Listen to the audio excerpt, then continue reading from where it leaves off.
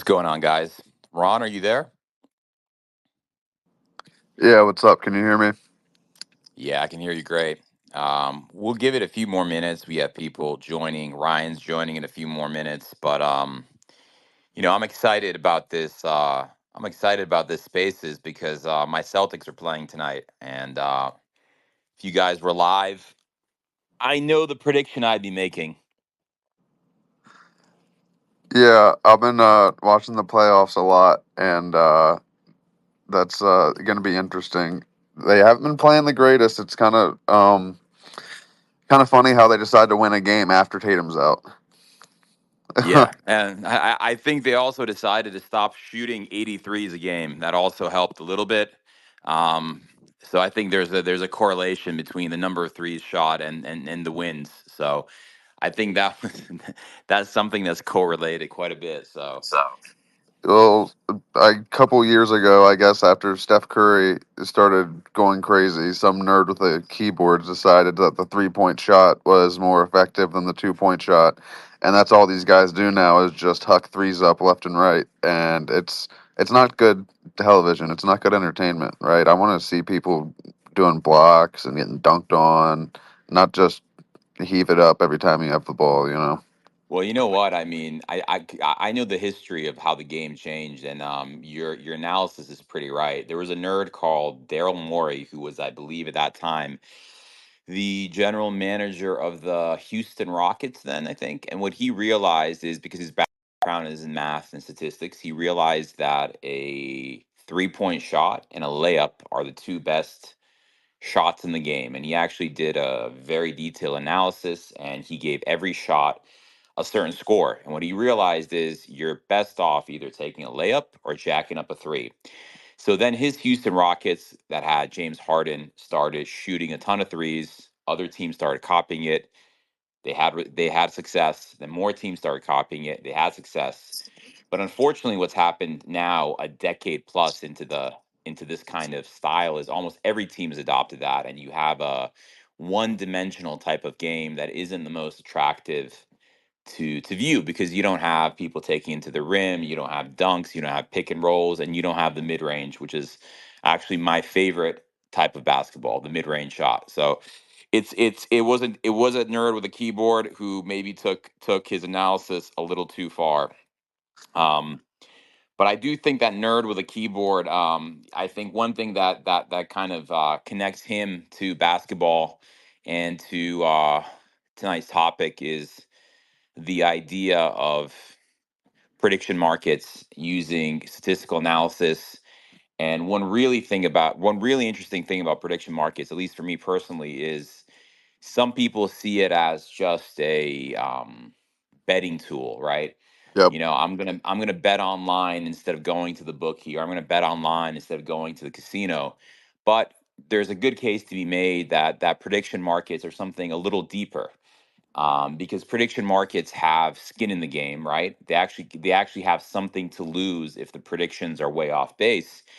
And this year, actually, or actually last year, prediction markets made a lot of noise because they were the first to call the Trump win. And Yep. actually, they were the first to call Biden pulling out. So, if you remember during the election, traditional media, polling outlets were all saying that Harris was favored, but it was actually Poly Markets that first started shifting its prediction market and calling the Trump win because they were responding to real time data. Things were shifting dynamically, and you could actually see the shift happen on prediction markets. So they basically called it before CNN, Fox, BBC, whoever. Poly Markets was first to the game, and it was actually, I think, one of the big events of the election that a prediction market that's responding dynamically to the changing situation in the field was ahead of the traditional media,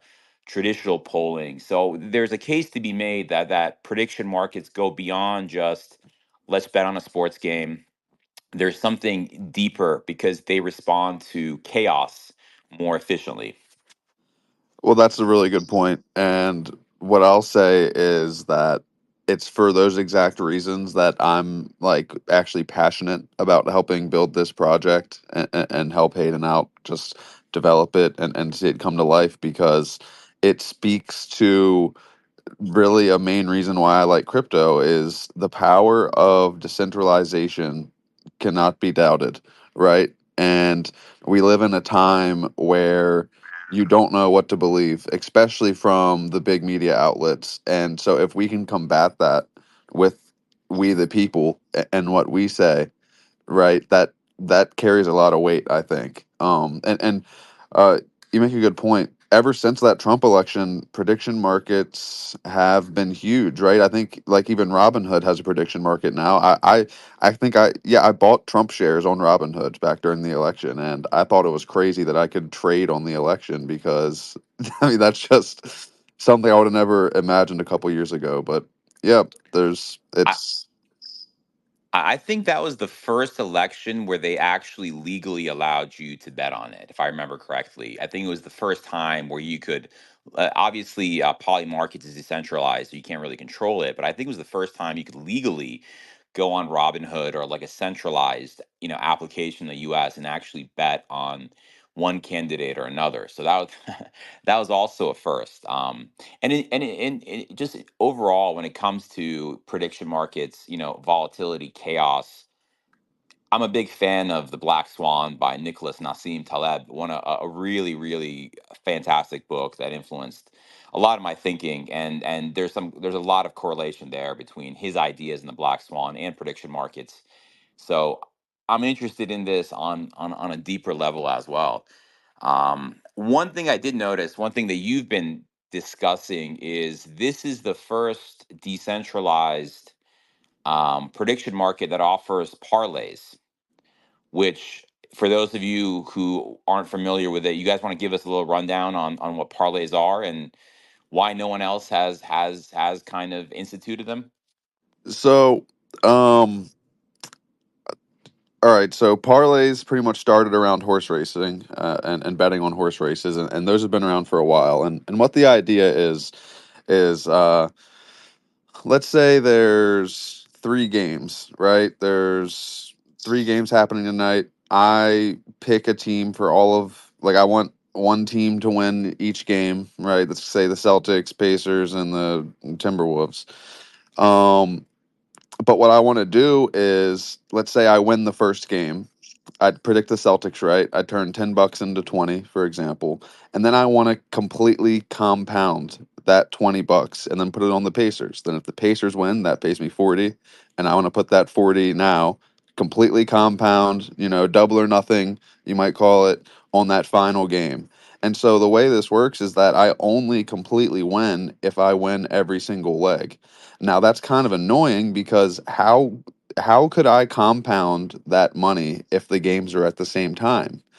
Well, this is how parlays step in, and it's generally like a traditional sports book thing, where they'll just handle that for you, and they know that the likelihood of a parlay hitting and all of those legs hitting is pretty unlikely. So, they'll just give you the odds. And if you actually dig into the math, the odds of what they'll pay you on a parlay is exactly what you would win if you were to do what I just said. And so I call it sequential compounding. It literally where you compound your money sequentially through a number of games, taking all of your winnings and wagering them.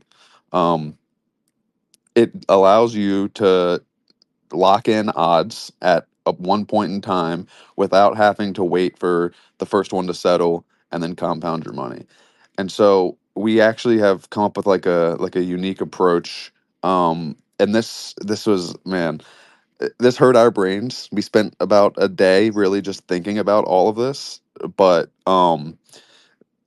the reason why other prediction markets don't have it is because um when you take a parlay, you're locking in the odds, right? And the way a prediction market works is the price is always moving. So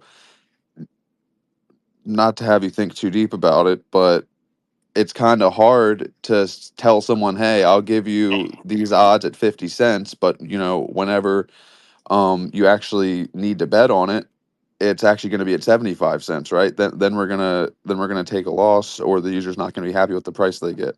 And so you can't lock those prices in unless you think of another way to do it.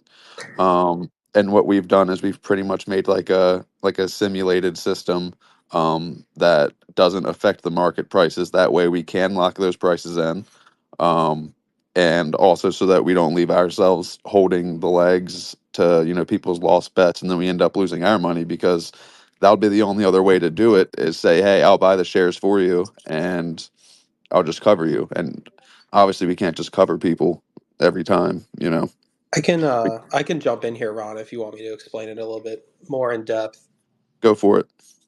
So Ron's correct, right? So the way that we decided to do it was essentially simulating what the bets would be, right? So if you have, let's say, three legs, which is three different markets, and let's say for the sake of this example that each market is 50-50 odds, right? So you put in $1 and $2 comes out if you're correct, right? So the way it works is it compounds each time. So you put in $1, and then if that first leg is correct, $2 pops out, and that $2 goes into the second leg, and so on for all three. So for the first leg, you put in, so for the total parlay, you put in one Alephium in our case, and 8 pops out if all three are correct, right? If you get all three correct, and the odds for that are directly correlated to the amount that you get. So the odds of getting three legs correct, if they're all 50% chance, is 12.5%, which is 1/8 of 8 alpha, if that makes sense. So everything equals out completely, like Ron was saying earlier. Now, the thing that makes this functional, right, in our market, because we are a decentralized market, and because um, people are going against each other, right? Like we don't act as a bookie in the way that regular sports bets or regular like sports books operate. Is that our parlay odds are influenced by the price impact of each leg on each other, correlated to the market price and the shares and the liquidity available in that market. I know it's kind of a mouthful, but basically, like your price impact of your like simulated win is taken into account for the odds. So the actual markets themselves, like if you were just to buy and trade a single market, their odds or their prices aren't impacted by parlays, but parlays are impacted by each other. If that makes sense. Yeah, that does make sense. It also explains why no one else has done it, because it adds another layer of complexity. The thing about parlays is risk in the real world is never isolated. It's always interconnected, and kind of bringing that to prediction market is pretty cool. So I think that's a really unique advantage you guys have brought. I'm sure it was a challenge to actually make it correctly, and I think we have a little bit of sense why others haven't really tackled that. So that's really cool. Thank you for giving us that explanation. So I would say, one of the first questions I have is, when it comes to prediction markets, is how are users going to be able to you know put up or choose what things they can place bets on, whether it's sports or real world events. Is that going to be something that's voted on, or what's the process if I want to bet on a sports game, or if I want to have a prediction market on some kind of political event? Is that kind of user generated, voted on, or what's the process with that? Sure. So that really goes into how markets are created in the first place. Um, the way it works for us is essentially users will vault Aura tokens, and people that have tiers from vaulting are allowed to propose markets. And from those proposed markets, they go to voting every day. So, let's say that we have a batch of 20 markets that are in for voting today. The the the proposals with the most votes within that 24-hour voting period are prioritized. So the system also considers the platform's current state, like the total number of markets that are already active, the average daily trading volume, and the number of active proposals that are in the system when determining how many proposals to approve. but essentially the whoever has like the top voted proposals will get approved and they'll be turned into markets. Yes, so we haven't used this word yet or talked about it, but if you think about it, Aura token vaulters, they pretty much form a DAO, right? You get governance, you can vote on proposals, you can vote on outcomes, but they're also creators too. So they get that governance, but they also can create markets, right? You don't need to vault Aura tokens to trade, but if you want to create, earn, and vote, then you should. And um, I should add one thing that I always liked, a project I always liked was AlphaPad. I liked the utility they added Yeah. with their token saying, hey, you want access to something? Well, then lock our token. And the benefits that that creates for the token, taking it out of supply, driving demand, is huge. Only problem with AlphaPad is how cyclical it is, right? Like there's not always projects launching, so there's not always Yeah. demand. We're trying to give that same vibe, right? But all the time, and with arguably, more things to do, utility wise. So, you Yeah, know, Ron, I think you also gave you guys just gave a great breakdown of the token utility, which is, one of the big things is, what is the use case of the token? I think you gave a great breakdown of that use case because you can create a prediction market, you can earn from it. In terms of AlphaPad, I've invested in launch pads for a few cycles, and AlphaPad is by far the best launch pad I've been involved in. So I've been involved with launch pads on other chains, and there was always something missing. I think what AlphaPad did really well is aligning incentives, like you said, locking up the tokens. And the one thing it is missing that I think Aura has is the constant use case, right? With prediction markets, you can make prediction markets about anything ultimately, whether it's political events, elections, sports, so on, right? It's. I mean, we can even have we can even take a bet on when Alephium gets on Binance, right? I mean, hypothetically, there's a lot of things you can do, right? There could be a Limitless, prediction limitless, market. 100%. Yeah. yep. Will Alephium hit, $1 by July 3rd, right? Whatever. There's so many things that we can put up there. So the demand should be pretty constant. And what's great is token holders then are very much incentivized to stack the token so they can create their own prediction markets and then earn off of them. Because I think that's the first question I always ask is, why hold a token? Why is the token necessary? And I think you guys just gave a great breakdown. So, I know Ryan. I know he loves Michigan sports, the Lions, and so on. And those teams always lose. So No, I come know he's on. going to We're be. turning it around. Stop it. I know he's going to be taking. I know he's going to be creating markets, and I know the Lions are going to lose, even though I like the Lions. So I know he's going to be stacking to eventually lose as the Lions flame out early in the playoffs once again. But he's incentivized to stack those tokens. No, number one, sorry if I repeat anything because I was a few minutes late. Work meeting ran over, but I've been listening, I don't know, for the last 10 minutes or so. It's super exciting. Totally agree with the comments about the actual utility of the token and why a token is needed for Aura and why it's value add to own it. Totally agree from the perspective of, dude, yeah, limitless. Go on and on and on of the different things you could potentially vote on or do a prediction on. You actually kind of explained a question I had is how do you actually prevent dilution of 5,000 things coming on your DApp in a day, and it just dilutes the total betting market. But I think you explained that in that with voting power, you're going to cap the number of initiatives or whatever you call them that are live for a given period of time. Is that correct? Yeah, that's correct. I mean, essentially, like I okay, so essentially we have a few different metrics that we're using to determine how many proposals get accepted and turned into markets.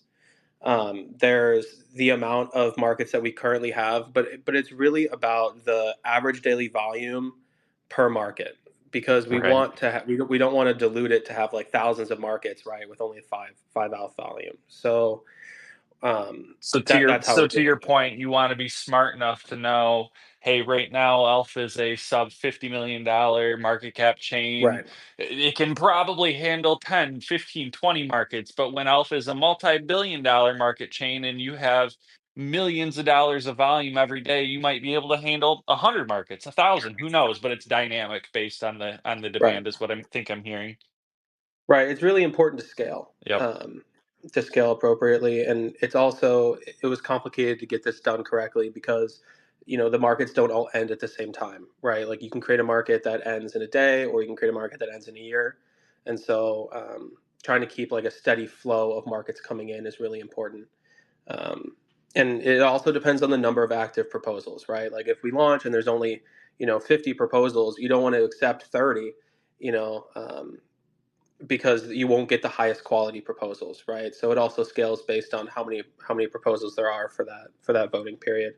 And also, just to jump backwards, I know you guys were saying, or at least like comparing us to AlphaPad in terms of our tier system. It's extremely similar. I would say that like the main difference is that instead of us joining in on others' pre-sales, we're the ones who are creating our own markets as tiered users, right? So you are the one in control of like what you're doing, and how you're earning from your stake in Aura. The other thing is that the utility isn't just like voting, I guess, or creating proposals and creating markets and earning fee share from there. You can also earn on Aura without even participating in markets at all, via outcomes. So the way that we determine outcomes is a user, once the market's resolution date has passed, then anyone can propose an outcome by putting up a bond. And then if somebody disputes that outcome and says, no, that outcome is incorrect, then it goes to voting. And in voting, the way that voting works is anyone with a tier can vote on market outcomes. And the users who vote on the correct tier, or like the majority side, get a 10% fee share from that market. So like if you just wanted to make money, you could easily just look up the different markets, look at the rules, and vote on outcomes with no repercussions, and earn 10% of the fees from the markets, right? And if the markets like in other prediction markets, like Polymarket has $1 billion markets in terms of volume, um, so you can earn a lot of money by just voting. Yeah, so actually the whoever creates the market gets 10% of the fees, correct? So it depends on your tier. So depending on how Okay. much Aura you stake, you earn between 1% and 30% of the generated fees. Okay, so up to 30%. Yeah. So then people who create the markets in the higher tiers, then they're obviously incentivized to Mhm. create popular markets that are going to get a lot of use, right? So I won't just be creating some obscure, like how many times is Ryan going to say spot on during the space, right? Because I'll Right. get like maybe 20 people. I want to get something that is going to bring in a lot of people. So then users are incentivized, which is really cool. Because I'm all about aligning incentives to create prediction markets that are going to get a lot of people placing predictions on them, right? So the more people place predictions, the higher the fees. So incentives are aligned, and I think that's a really powerful. I think it's a really powerful tool to get people participating. Are you guys going to have like a dashboard that at either at launch or at some point in the future that shows markets by volume and trending and leaders and whatever, basically to give people ideas of what is getting the most traction? Um, I think we have that now. I can't. My like Twitter is like kind of glitched out, so I can't see who's speaking. But on the site, I believe we have a dashboard that shows you all that. Yeah, that was me, Ryan. But no, no, Okay. cool. Um, Jumping back to parlays for a minute, does that work just like by does the user, the whoever's initiating the market is in voting on it, do they set up whether it's a parlay, whether it's a single sided Nope. Yeah, go ahead. How does that work? Yeah, of It's course. Yeah, go ahead, Ron. You can talk. it's just like every other market, right? But instead of just like buying like a straight market, yes or no, you can just combine them into a parlay. Very Oh, okay. So Yeah, you yeah, make so. your own parlay or not? It's up to you. Completely up Yep, to you. Got it. exactly. Oh, that's really neat. Cool. yeah. It's pretty straightforward. There's other features I'd like to add, but essentially, like if you go to a markets page in the trading panel, there's buy, sell, and then there's parlay, and so you can search for different markets that if you want to build like a parlay like bet slip. I'll tell you what though, Ryan, you could technically make your own parlays. It's what I would call a combo market. You could just make a market that says, will Michigan, the Lions, and the Pistons all win the championship this year? Right? And the only way that resolves to yes is if they all win. Right? So Yeah, I like it, man. I'm gonna set it up. Perfect. Yeah, How it's a. how do you? All What are the right. odds of that, man? What are the Oh, odds of fuck it. I that? That better. must not be good. No, it's like I was gonna say it's probably pretty low because it's gonna happen. It's probably like 2 to 1 or something.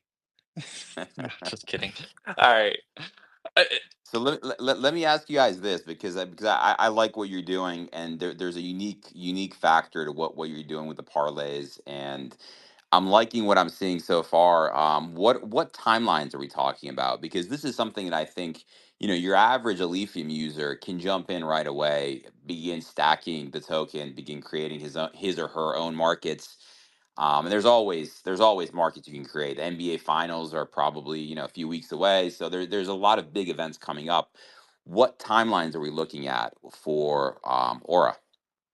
like when's it gonna come out or how long will it take for a market you make to be live? Well, more of when is it going to come out? I would start with that. As my friend Mark likes to say, when WEN. So when are we expecting mainnet and some of these things to be live? I'll go ahead, Hayden. Yeah, sure, I can touch on that. Um, we want public testnet, to be available next weekend. We're shooting for sometime between Friday and Monday. We just need to finish up a few things first, and then like 2 to 3 weeks after the public testnet release, we'll start our pre-sale on Moonshot, and then a couple weeks after that, we'll do our sale on Alphabet. So Okay. announcements are coming of when the Yeah. snapshot will be taken on AlfPad and all that. Are you guys Yeah. gonna randomize it and say, hey, it could be today, it could be a week from now, it could be a month from now. Make people buy AlfPad, hold it, and then say, hey, by the way, we're gonna whatever. Never mind. But I honestly, I mean, I haven't thought about that. I'm sure we'll do something along those lines. I know that me and Ron have talked about having whitelists for Milo Okay. and Lukai's token holders. mhm. But honestly, I've just been so busy building that I haven't Yes. had the time to even think about Yeah. whitelists. I'll deal with that more So after I like start doing marketing, and for Moonshot, we'll start announcing stuff around that. there's something I want to add about this test net too, right? We're not just throwing it out there as we continue to build, right? We're working our asses off because we want a polished product to be out for this public test net. Does that mean there's not going to be bugs? No. Matter of fact, we hope you find some bugs so we can make sure it's rock solid for mainnet. But we are grinding and working our asses off because we want this to be a good product before other people see it. And that's why it's private right now and why we've been on private testnet for maybe like a week or two because we really want to iron this stuff out and make sure that it's as good as it can get and show the community a good platform. And I might be a little bit biased, but I will say, I'm an Alephium community member. I've played around with all the dApps. I think this will be the best app Alephium has ever seen and maybe will see for a while because it's on steroids compared to most apps you'll Don't even see compare. on other Don't. chains. I love that. I love that, Ron. I love it. That's not even steroids. That's like Ronnie Coleman steroids. You know what I mean? Those are Oh like yeah. those the really extra steroids he takes. So I Yeah, love that. And I think one of the things is Alephium. It's all about user experience, user interface, and it seems like you guys are making something that's going to have a beautiful user experience. It's going to look good, and people are going to You bought into love the vision. navigating You it. bought into the vision. That's what the core team, they're trying to foster an environment, a code base, a user, just a dev mindset that UX UI is important. Hayden, I have a question. What is your background of how many different platforms have you dev'd on? How long have you been a dev? How has it been deving on Alephium? Can you provide any insight Sure. on that? Sure. So this is my first app in Alephium's ecosystem, but I've worked within like software development, front end, mobile apps, back end, AI integration, and all types of stuff over the last I don't know 4 or 5 years. I was never taught software development in school. I didn't go to college for it. I went to college for something else, but I've created a few other projects. This is technically my first Web3 project that's been publicly released, or will be publicly released. Um, Right. but I've really mainly worked on artificial intelligence applications and their integration, which was a lot cooler to say 2 or 3 years ago, but now it seems to be extremely commonplace, right? I worked on it back when everything wasn't just a ChatGPT wrapper, if you know anything about software development, but that's really my background. I mean, I can give you Ron's background, but it's essentially the same thing, except for Ron has a more of a focus in economics. I think Ron went to school for economics. So how has it been building on Alephium? Has it been pretty intuitive? The doc's helpful? Did you pick it up pretty Um, quickly, or how would you say it's been so far? to be honest with you, I think it because my first DApp is this in Uh-huh. Alephium's ecosystem, right? I'm trying to build something extremely complex. It wasn't like a simple token faucet. So it was a little rough at first, but after I understood the Ralph language, it was way easier. Yeah. Um, So you know, I basically what you're saying is it's hard to compare it to anything else, and there was a learning curve initially, but now that you actually got the hang of it, it's going well more. It's much better, right? But like if anything, there's yeah, a for learning sure. curve, and you don't really have anything from a Well, Web3 standpoint to compare it to. I think it's just because the DApp is so complicated. I mean, I think the best piece of software looks extremely simple on the front end, but is extremely complex on the back end, and that's exactly what this is. Um, I mean, I don't know. I mean, I've spent 4 or 5 months now working 12 hours a day on this, so I don't know how long it took me to learn the contracts, but I don't think it was that long. Grinding, man. You guys are grinding. Yeah, I'm trying. Anybody that hasn't just read the docs, go read the docs, look at the format of the docs. It's super well thought out, super clean. That should just give you an idea of the product they're trying to build. And it just, yeah. No, I'm excited for this. Guys, this is the kind of DApp that people can use you just never get bored of it, right? There's always something to do. There's always a new market to bet on. There's always a just the use cases that you can do with this. It just goes on and on. Like a DEX for a traditional DEX for Elixium takes it to a new level with voting pairs and just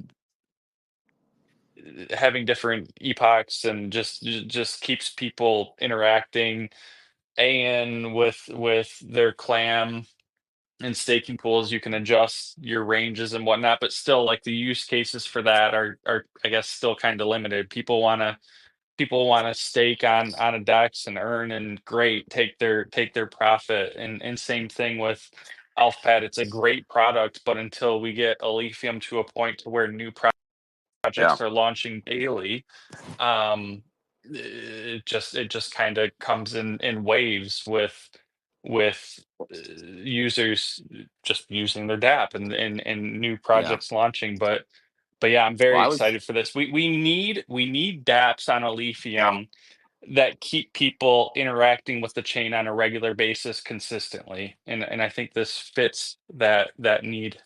Yeah, for Well, sure. I mean, I would say Ron and Hayden, especially what you were talking about, the complexity of this it makes sense because when you're dealing with a prediction market, you're dealing with probability, and you're dealing with probability that's happening in real time, right?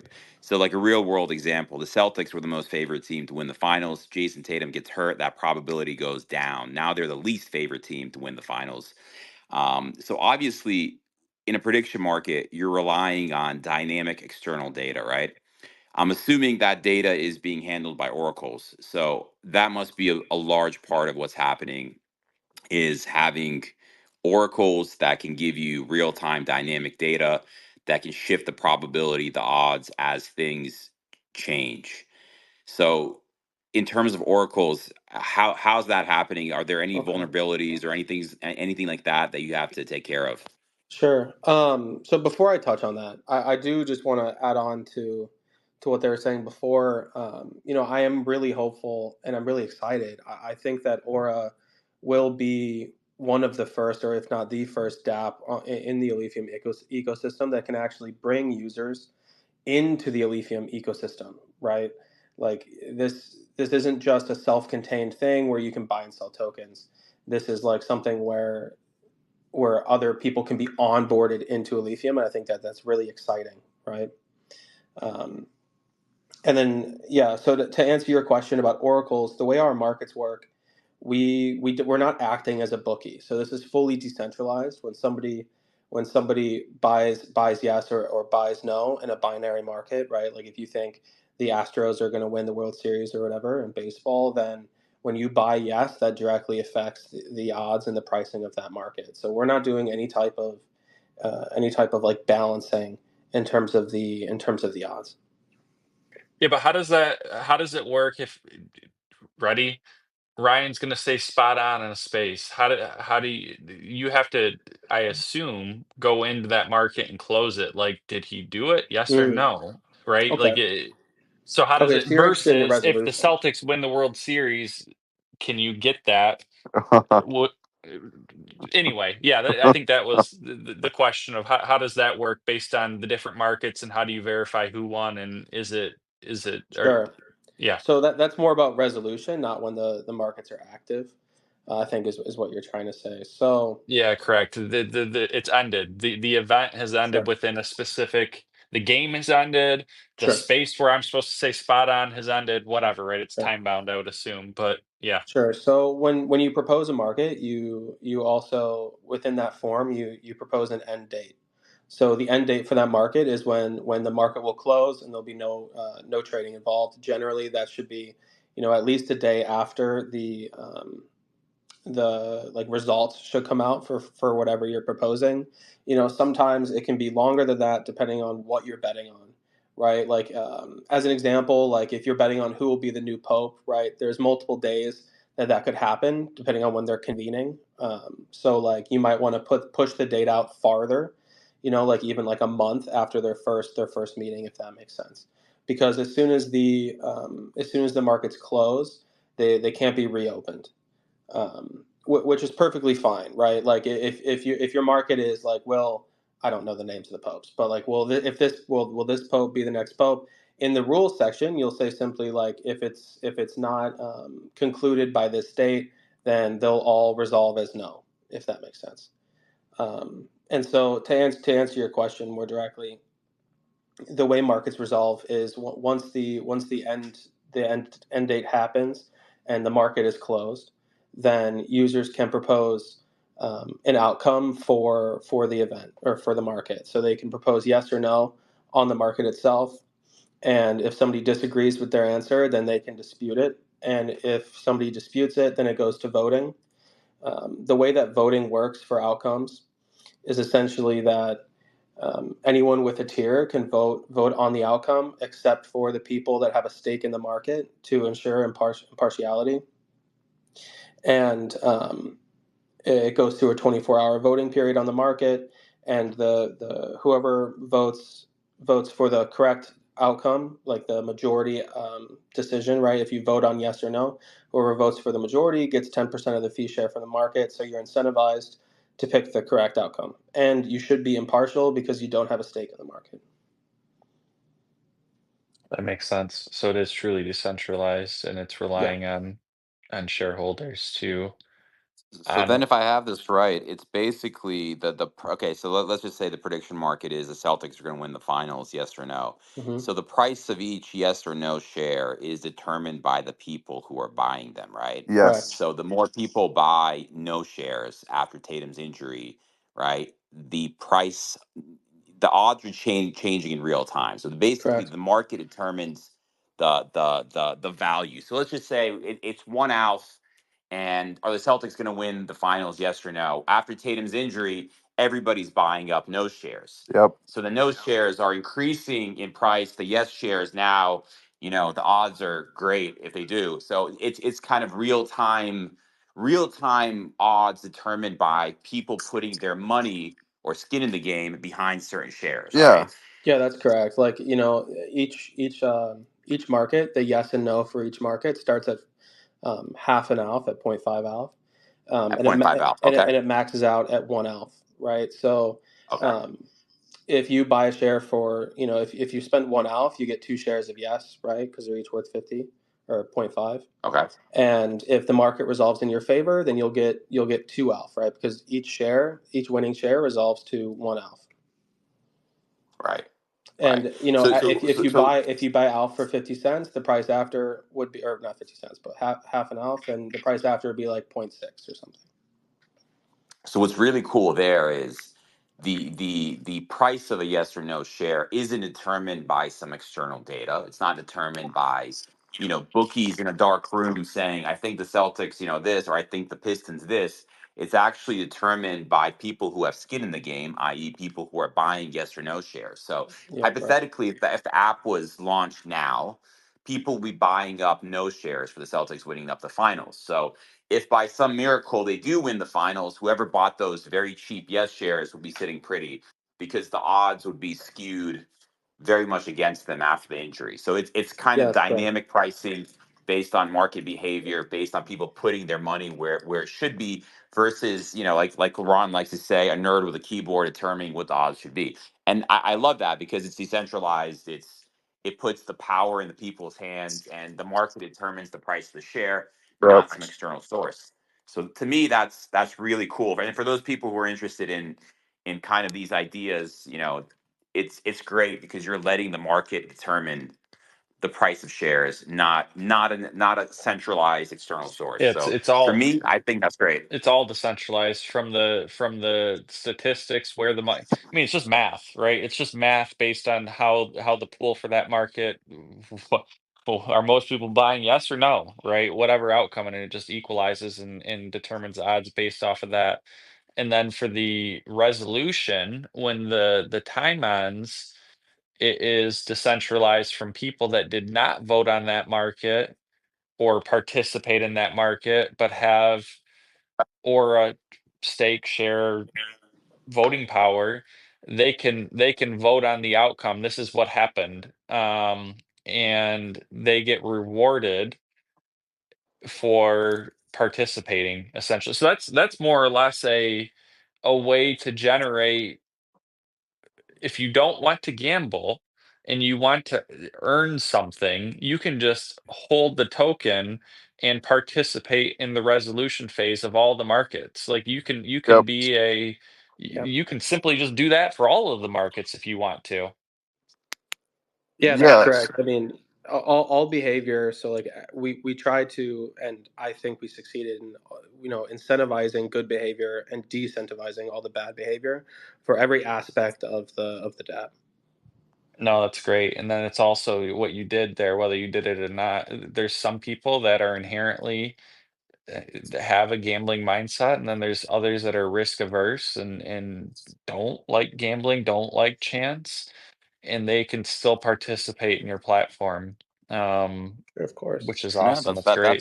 that's really cool. If you don't want to make any predictions, just create a really cool market Of that's course. going to get people excited. They're going to start placing their own predictions, buying yes or no shares, and you can kind of sit back and watch it unfold. So yeah, there's many ways to take part. And like you said, I like how the incentives are aligned. So that's really cool.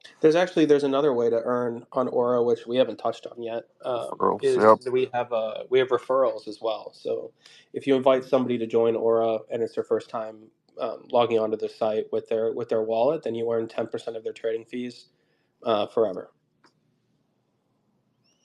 Wow, that's awesome. That's Yeah. really cool. Yeah, you guys thought this out. This is really well thought out. I'm super excited for this. This is awesome.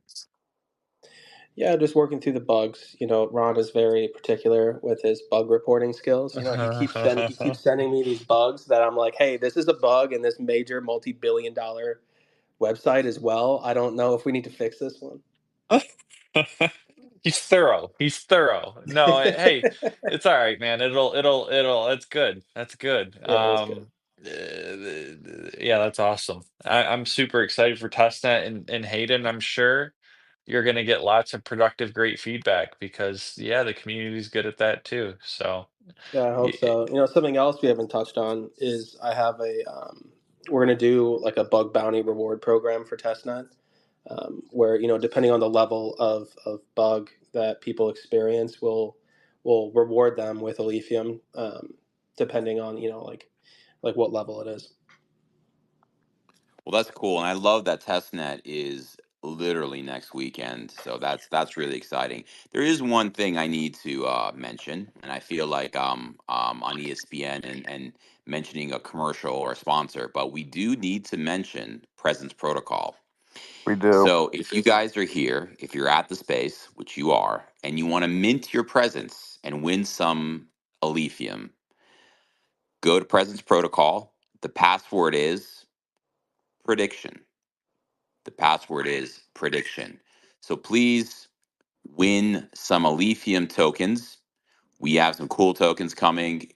The fact that you're at this space is wonderful. We want to reward you guys. So go to Presence Protocol.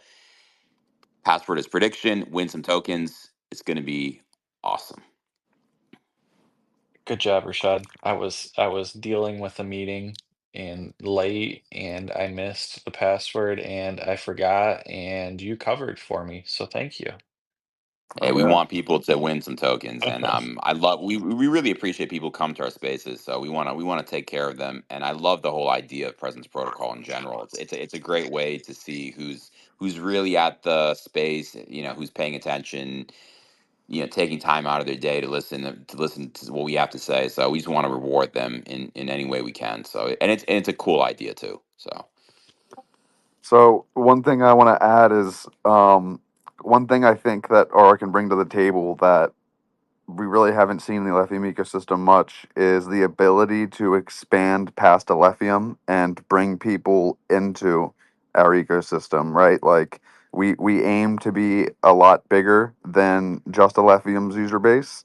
And I think we can do that because one thing I've noticed here is um, so I've been like I'm a pretty big sports bettor. Uh, like I place at least 20, 30 bets a day, and I don't lose. But I'm active in that community, and I know a lot about what people do and how people do it in that space. And um, what they've been doing is realizing, hey, once I start beating FanDuel or DraftKings, they're going to limit me or even ban me.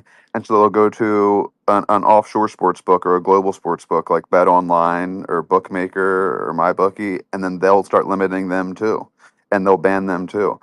And so, now you have prediction markets, and these guys have been starting to use these prediction markets because, well, why? Because it's more efficient of a market, right, to do it this way, right? You're not going to get banned. You're not going to get limited on how much you can bet. It's literally about what other people are doing because you're not going against a single entity that says, okay, we're the bookie. No, we the people are the bookie and the resolution source and the counterparties, right? So it provides like a refreshing advancement to a hobby that a lot of people have. I mean, a lot of people like gambling, a lot of people like sports betting, and it's not just people who are into crypto. So that provides a big niche and target crowd that we can go after and bring them to Alephium, and I don't think it'll be that hard. So that's something that I'm excited for and excited to dive into because who knows how far it could go.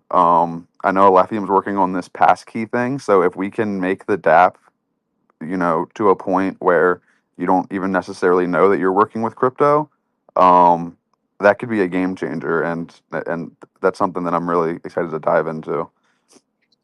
Yeah, just adding on to that as well.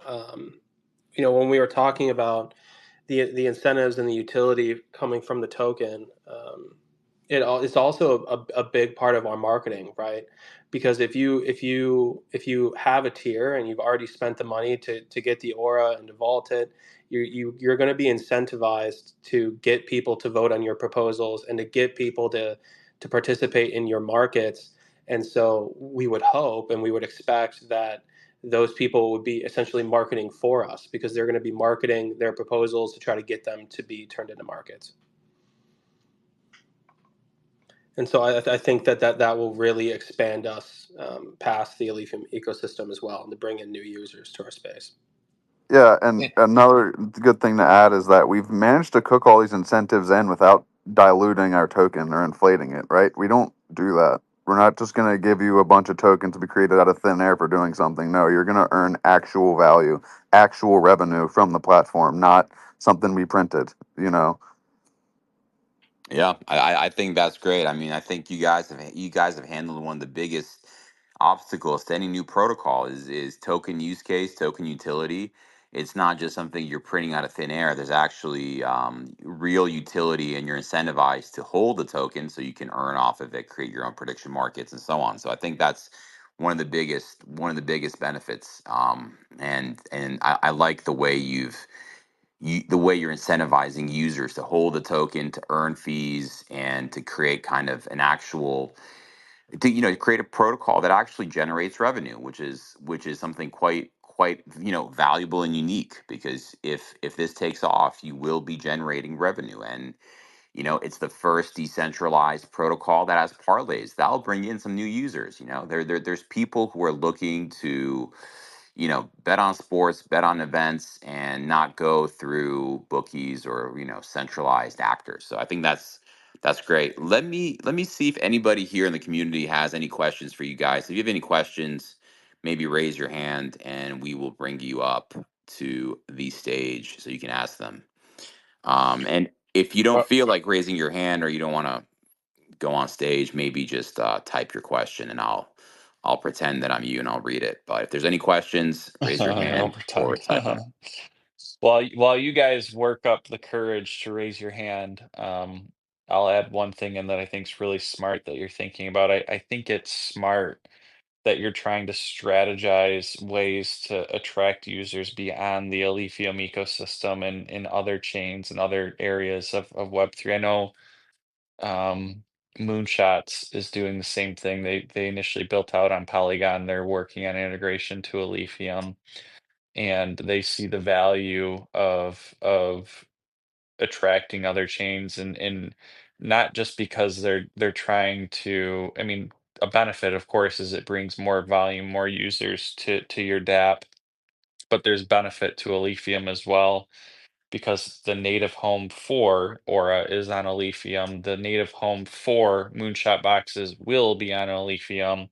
So it brings new eyes to the Alephium ecosystem too. So it has two benefits. One is, of course, more traction for your DApp, but two, it's more eyeballs to Alephium. So yeah, great. And thanks for that. We all Yeah, appreciate it. Of course, yeah. of course. And I mean, Ryan, why not? Right? We need more people with this mentality and doing this because Alephium has everything we need to freaking explode. We have the bridges. If you're coming from another chain, you can bridge over. We have DeFi. There is users. There is an active team. Right? Like we have all these things in place. We're just waiting to be discovered. Yep, agreed. I'm with you, man. I'm with you, Ron. You've been here for I don't know, as long as me, we've been here for a while. All of us have been here for quite some time, and I'm aligned with that statement for sure. So, yeah, great. Hey, I think it's a matter of time. I think Aletheum has the tech. It can scale. It's secure. It's prioritizing UX UI. It's I think money finds value. Aletheum has value. It's just a matter of time before money users begin flowing in.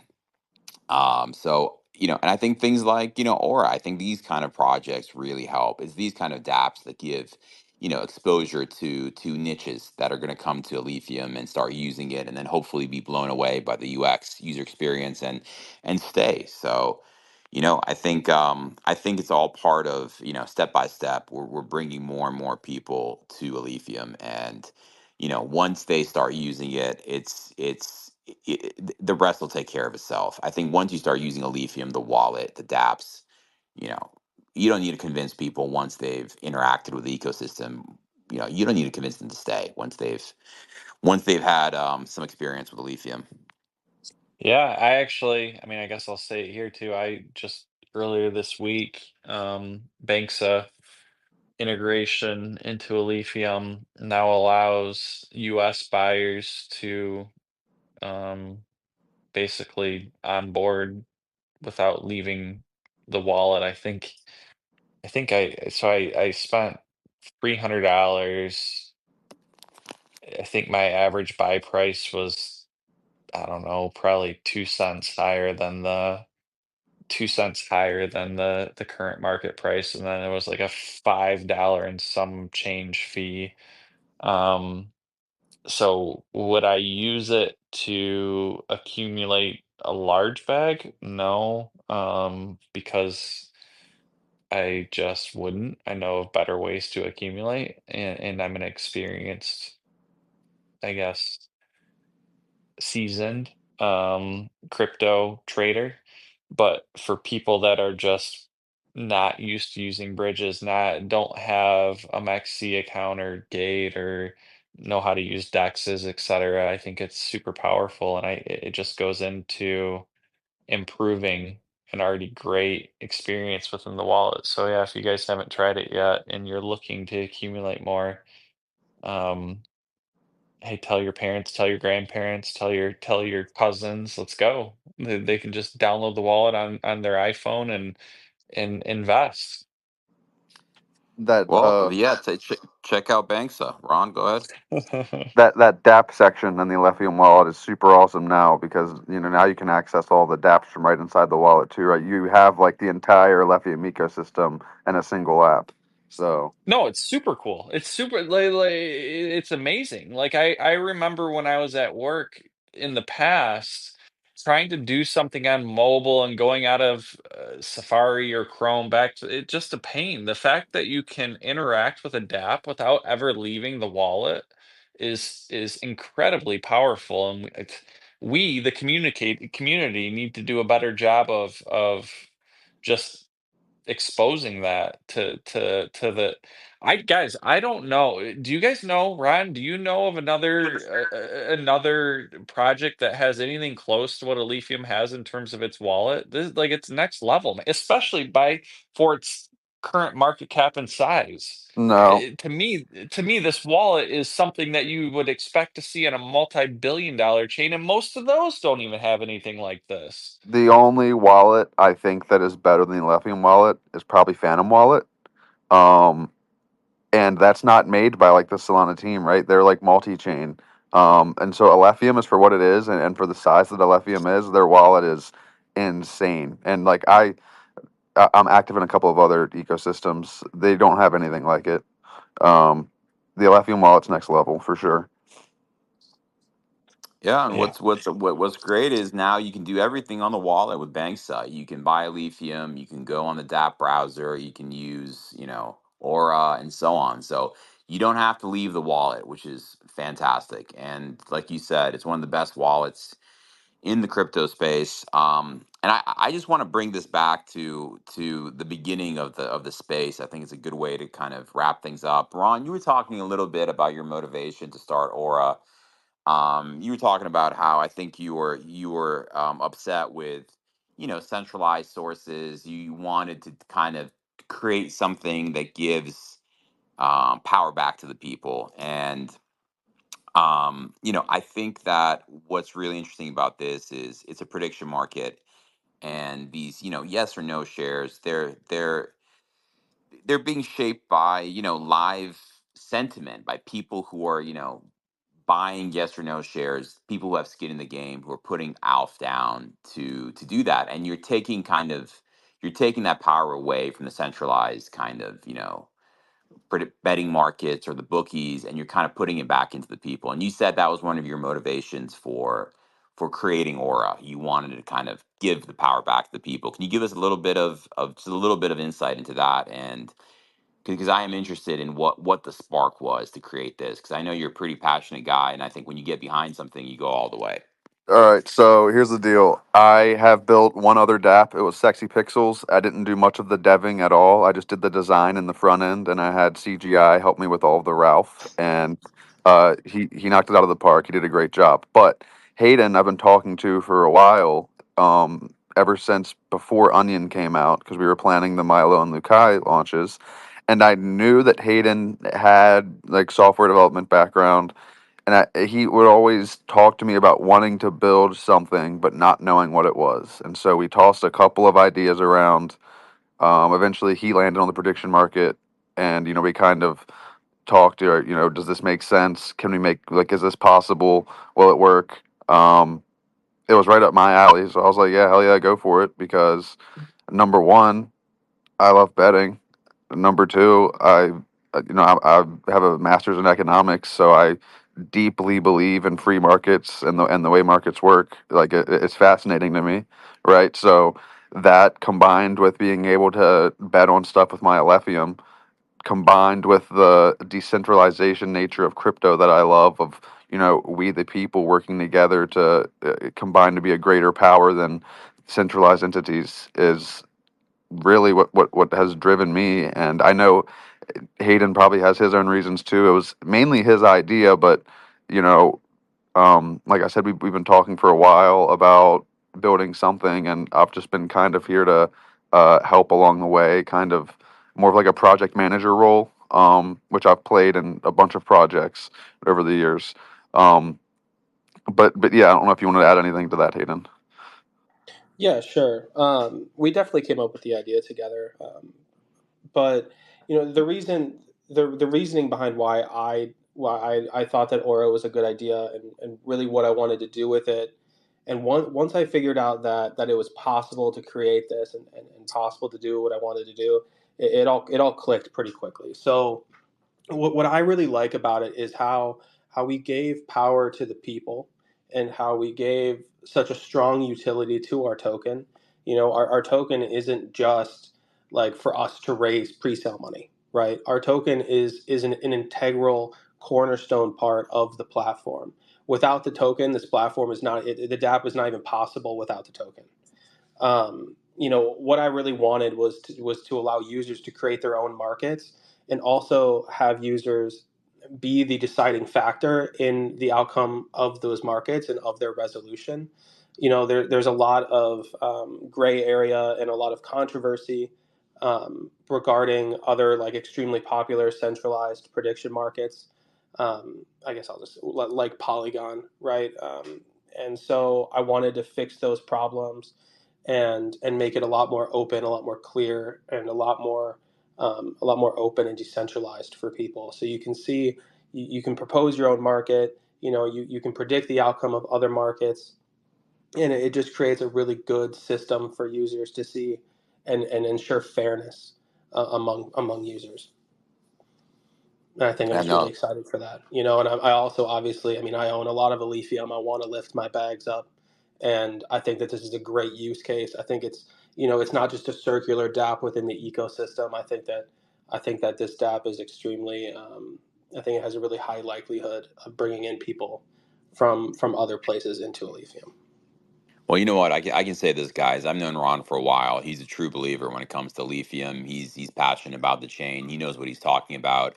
he's been right on a lot of things he's bet on, so to say. And I think betting on Alephium is going to be a good move. And I think betting on Aura is going to be a fantastic move. So if there's a prediction market, is Aura going to be a success? I'd be buying up those yes shares, and so should you. And I love that you guys have this kind of personal story as to why you built Aura, why you're building on Alephium. It's not just some way to make alpha. Like there's a deeper story behind that, and I think that's what's going to make this DApp successful. Because I think ultimately the thing is you have to bet on builders, right?